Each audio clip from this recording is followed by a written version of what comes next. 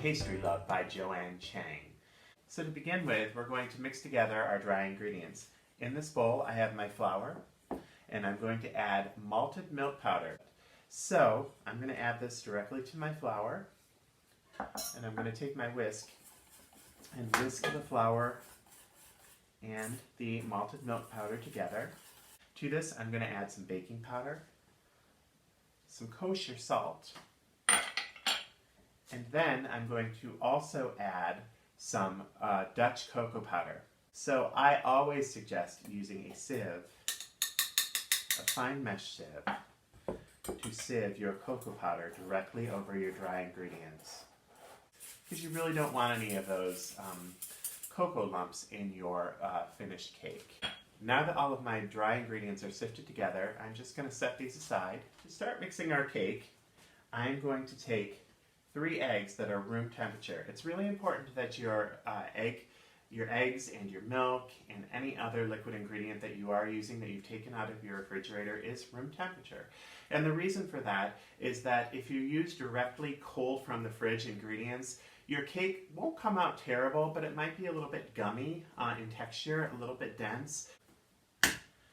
I'm a big fan of cracking my eggs into another bowl before adding them to the mixing bowl. So I'm just taking 3 eggs here. From one of these eggs, I need 1 egg yolk. You might have one of those fancy-dancy egg separators, which works fantastically. If you don't, all that you need to do is carefully crack open your egg and let the yolk fall gently into the palm of your hand, and assuming you have clean hands, that is, pass it back and forth until all of the white is removed. Your hands are great tools. Make sure you use them. Then drop that right in there. I'm going to save my egg white because I'm going to be needing egg whites for my frosting later on. To the eggs, I'm going to add my sugar, and then I'm going to turn my mixer on, and I'm just going to let this beat until the eggs get thicker and a pale yellow, and when I lift the whisk attachment, the eggy mixture kind of falls back on itself in ribbons. This can take a few minutes, so be patient. I usually start at a slightly slower speed and then increase it so that you get some nice volume in your egg whites and egg yolk. Now, this is kind of hard to see from your vantage point, but you should be able to dip your whisk into the batter and it kind of runs off like this. However, you'll notice it is slightly pale in color and a little bit thick. That's exactly what you're going to want to look for, and it falls back onto itself in a thin ribbon. So I'm going to turn my mixer back on, and I'm going to slowly drizzle this oil. You can use vegetable oil or canola oil in with the egg mixture.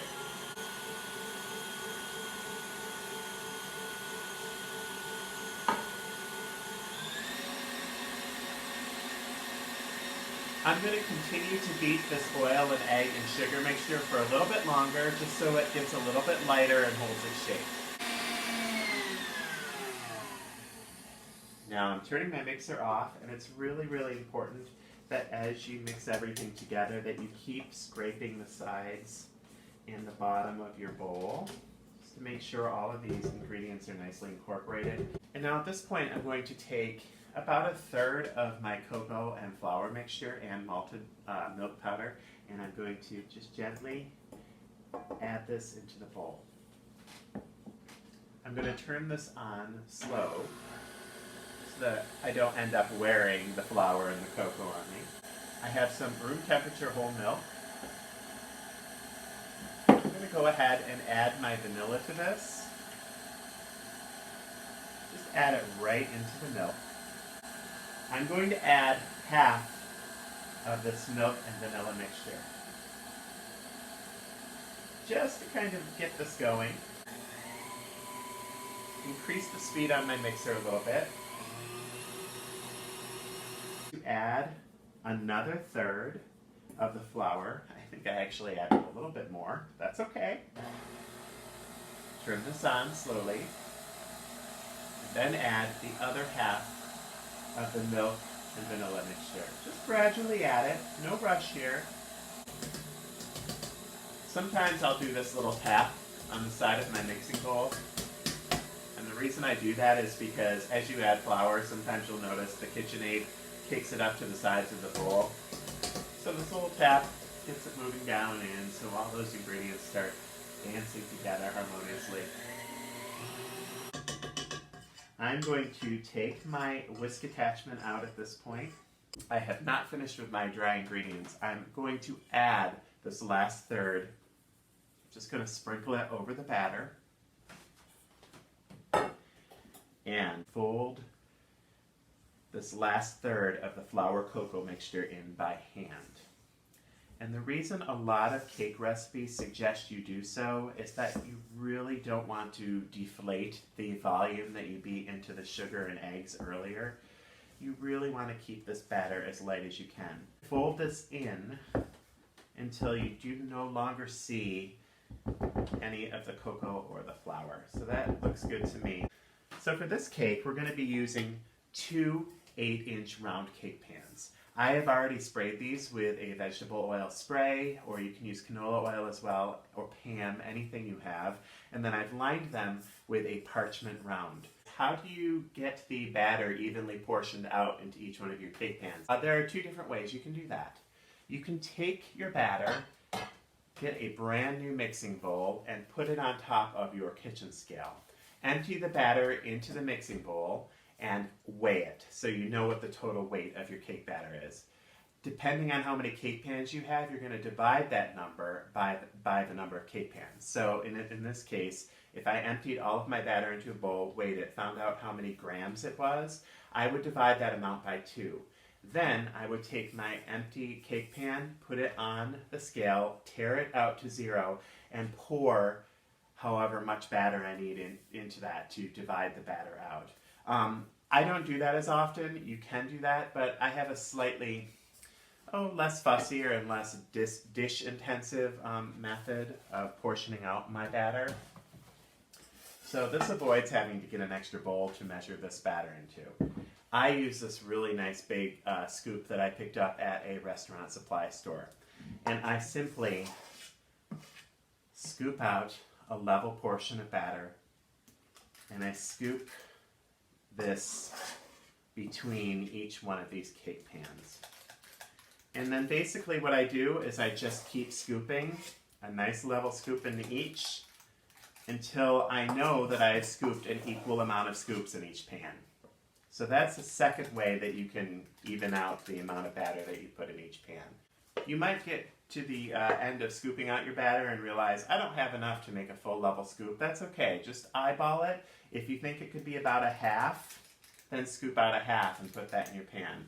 Then take your spatula and scrape out the other half into your other pan. I do kind of swivel the pans a little bit on my countertop just to make sure that it does even out. I preheated my oven to 325 degrees, and now I'm going to put these in the oven for about 30 to 35 minutes until a cake tester inserted in the center comes out clean. Now while my cake is baking, I'm going to make the frosting, but I'm also going to make a simple syrup. It's generally equal parts water and sugar boiled together until it forms a syrup. To that simple syrup, I'm going to add some vanilla for a little extra flavor oomph. And then I'm going to add that to our cake by brushing it lightly with a pastry brush after it is completely cooled. That will add some extra moistness to the cake as well, but it'll definitely impart more vanilla flavor. I have my sugar in here, and now I'm going to add my water to get the simple syrup started. What I do is I measure my sugar right into my saucepan, and I use a kitchen scale, but then I get my water ready, and I take the water and I kind of do it in a circle around the edge of the pan. The reason I do it around the edge instead of right in the middle is because when sugar and water bubble and boil together, sometimes sugar crystals can form on the sides, and you don't really want that. You want to make sure that the sugar and the water boil together. If that does happen, you can take a pastry brush that you've lightly dipped in some cooler water and brush the inside sides of the pan so that the sugar crystals go back down into the sugar and water mixture. But if you do this trick, you shouldn't have to worry about that. So I'm going to get my simple syrup started and finished, add my vanilla, and let that cool for a little bit. And then I'll get started on my frosting. Now, for the frosting. The frosting in Pastry Love for this chocolate malted layer cake is a malted milk frosting, which of course includes malted milk powder, as we did in the cake. And it's a bit of a hybrid between a Swiss meringue buttercream and an American buttercream. Personally, I prefer Swiss meringue buttercream. It's basically egg whites that have been cooked over simmering water with some sugar and whisked together until the sugar dissolves, and then you beat that mixture until it cools down and becomes a nice big light fluffy meringue that you add your butter to. The resulting frosting is nice and smooth and buttery and not too sweet. That's my own personal preference.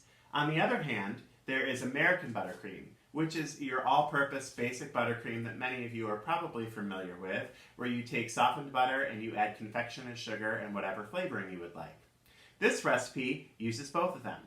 So I'm going to show you in a quick time-lapse video following this little clip how to start out with the Swiss meringue buttercream portion of it. My apologies, I thought that I had recorded a video, but I hit time-lapse instead. Hopefully you'll get a good idea. Basically, you're going to take your egg whites, add your superfine sugar, whisk those together, and cook those over simmering water, not boiling, until the sugar dissolves. You'll know it's ready to go when you stick the tip of your finger into it and immediately think, ouch, that's hot, and also not feel any little granules of sugar on there. That means that all of the sugar has dissolved. Once that is done, take that off the heat. And then the meringue in the bowl after you cook it should look nice and light and sticky and airy like this one does. So I'm going to put this onto my mixer with the whisk attachment, and then I'm just going to let her go for a while until you can touch the outside of the bowl and it's room temperature. Okay. Just nice and cooled down to about room temperature, and as you can see, it formed a little bit of a meringue peak when I tipped this upside down. That's exactly what you're going to want. So now that it's a little bit cooler, I'm going to go ahead and add my room temperature butter. And I'm just going to add each cube. And what will happen as you're adding this butter is that it'll blend into the meringue. It will incorporate a little bit of air, which gives it some lift and makes your frosting nice and light. If you ever make a Swiss meringue and it looks like the butter is curdling a little bit, never fear. Just keep beating. Eventually, it will all smooth out. As you're incorporating your butter, if you need to turn your mixer up a little bit to whip it up and incorporate it some more, feel free to do so. You don't want any solid chunks of butter in your frosting. You want to make sure it's nice and creamy.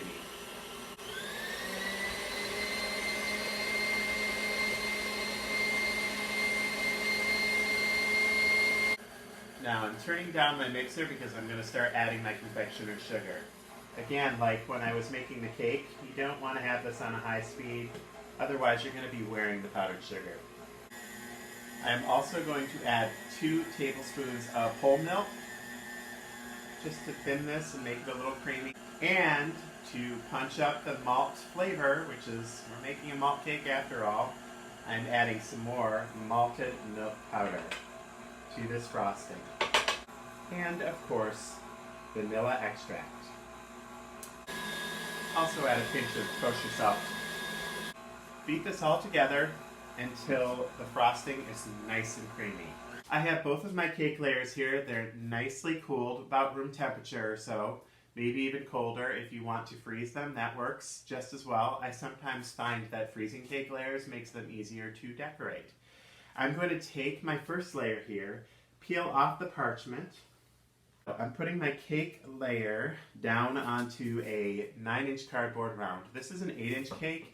A lot of bakers like to use the same size as the cake. I like it a little bigger because sometimes I might pipe some frosting along the bottom of the cake, or also transporting it makes it much easier if you add a little bit of a lip so you can just pick up the cake yourself.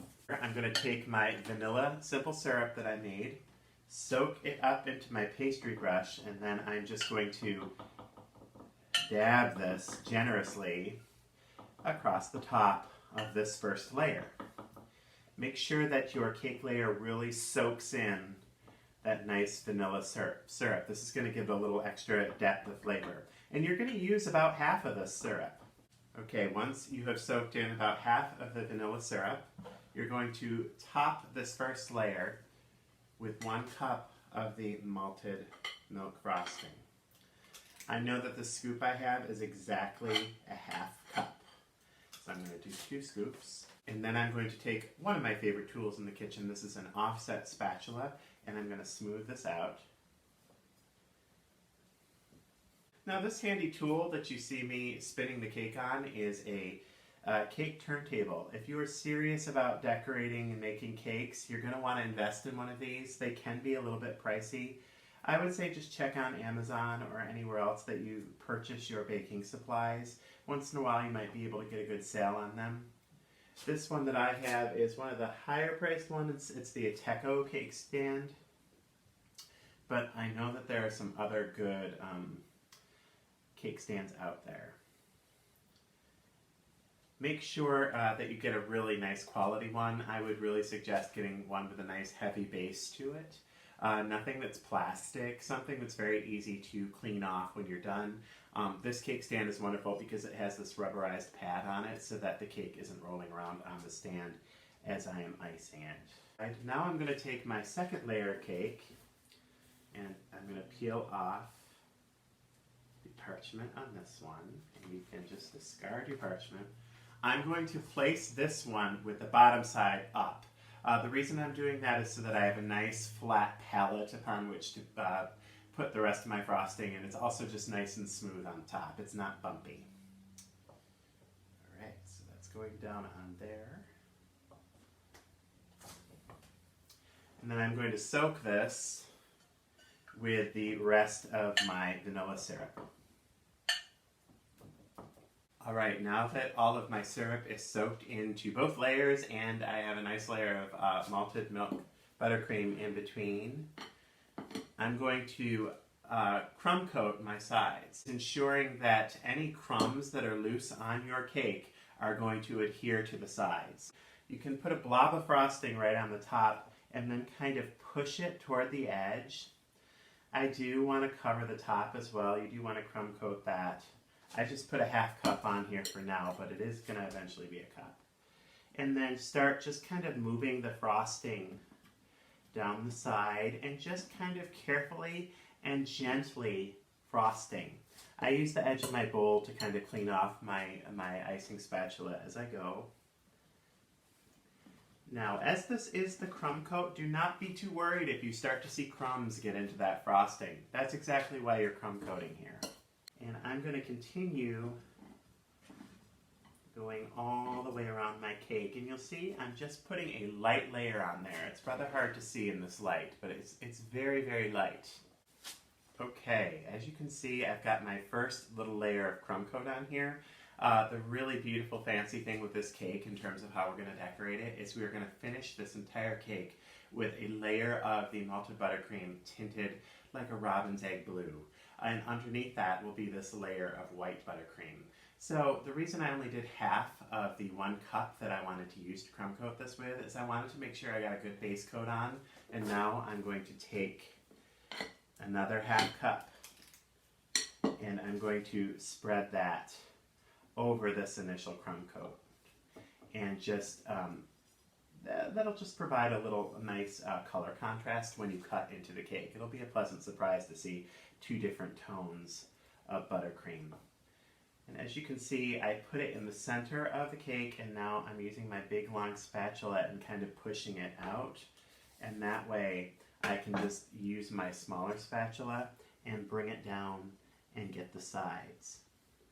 Another tool that I find extremely helpful when I'm decorating cakes is this, it's technically called a cake comb, although there's no comb on this decorating comb as it is. This is actually a flat-sided one. The traditional decorating cake combs have little combs so that you can put lines on the side of your cake or zigzags, and then it also has the straight edge. I have that kind of comb, but I also have one like this. And all it allows you to do is just make sure that as you are icing, you can sweep over your buttercream and just get some nice straight edges and some smooth surfaces. I usually do a nice spin around the side of it, And that will give you a nice straight edge as well. And it also makes sure that all of the frosting is even across your cake. And any excess you can just brush off into your bowl. If you do the swipe around the sides and it piles up on top, just take that cake comb and just kind of gently nudge the frosting across the top of your cake and it'll blend in perfectly. I'm going to take this and I'm going to pop it into the refrigerator for about 15 minutes to a half an hour. That will firm up this first layer before we apply the second. And we're going to finish up our chocolate malt layer cake. This might be a little tricky to see, but as you can maybe see, I've tinted the remaining frosting a lovely pale blue shade because we're going to have a nice robin's egg look and effect to this. So I'm just going to spread the top with some of this frosting, and the frosting underneath should be nice and chilled from sitting in the fridge. So I'm just going to do a nice layer on top like so. And then for the sides, I'm going to use my spatula. I'm just going to get a nice healthy amount on my offset spatula and just go around the sides like so. This doesn't need to be perfect right off the bat because we're going to clean it up at the end. And I'm just going to continue around the edges. Now I should mention that before I started frosting the top and sides of the cake, I did reserve a little bit of the blue frosting in this pastry bag because I am going to decorate the bottom with some little piping, star piping. If you prefer, you can leave this nice and rugged, nothing wrong with that. I'm going to take my icing smoother here, I think that's a better word for it, and just kind of skim it around the side, pulling it up as I go. Scrape it off into your bowl, and then I'm going to come across the top and smooth that out as well. Each time you smooth across the top, you're going to want to scrape the excess off into your bowl here. And as we all know, there is nothing wrong with having a little excess frosting, right? For the chocolate speckle that you want to make this look like a robin's egg, what I've basically done is taken some Dutch cocoa powder and mixed it with an equal amount of water. So it makes a nice little paste. You don't want it too wet, you also don't want it too thick. And then you're basically going to take a pastry brush and you're going to paint your fingers with this. And then make sure it gets well coated. And then you're going to take this, hold this over your cake, and then flick the chocolate across your cake. So you get these little robin's egg speckles. Make sure you try to get the sides as well. If you're having troubles with this, I would highly suggest that you practice first on a piece of parchment paper. It makes it a lot easier. Now I'm going to take my star tip with some of the blue frosting in it, and I'm just going to pipe some cute little stars around the edge just as a finish. And what you want to do is hold your piping bag at a bit of a 45-degree angle to your cake and just gently squeeze out the frosting. And turn your turntable as you go and pipe out little flowers or little stars.